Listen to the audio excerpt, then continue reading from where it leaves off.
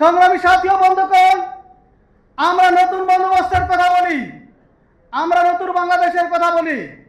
আমরা নতুন বাংলাদেশ বিনির্মাণ করতে চাই আগামীর যে তরুণ যুবা আছে সেই তরুণ যুবাদেরকে নিয়ে। আমরা সকল রাজনৈতিক দলের যুব সংগঠনগুলো পারস্পরিক সহ অবস্থান নিয়ে রাজনীতি করতে চাই। আমরা চাই দুটি রাজনৈতিক দল পাশাপাশি মিছিল করবে, একই রাস্তায় মিছিল করবে, একই রাজপথে কর্মসূচি করবে, কিন্তু তারপরে তাদের মধ্যে কোনো সহিংসতা বা সহিংস বাক্য বিনিময় হবে না। আমরা এমনটা প্রত্যাশা করি না কোন রাজনৈতিক দল বা কোনো যুব সংগঠন তাদের স্লোগানের মধ্যে অন্য একটি রাজনৈতিক দলের পিঠের চামড়া তুলে ফেলবে।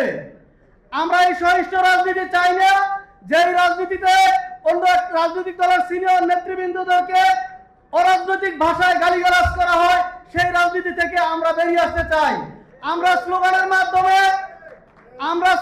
মাধ্যমে যুব নেতৃবৃন্দের মধ্যে বা যুবকদের মধ্যে সহিষ্ণুতা, তাদের সাইকোলজিতে সহিষ্ণুতা ঢুকিয়ে দিতে চাই না। আমরা একটা সুষ্ঠু ধারার রাজনীতি চাই। আর কোন ব্যবসায়ীকে যেন কোন চাঁদাবাজের হাতে, কোন যুব নেতাদের হাতে প্রাণ দিতে না হয়, সেই রাজনীতি আমরা প্রতিষ্ঠা করব।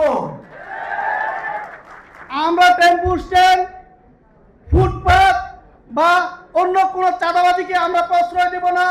আমরা একটা নতুন ধারার রাজনীতি প্রতিষ্ঠা করব।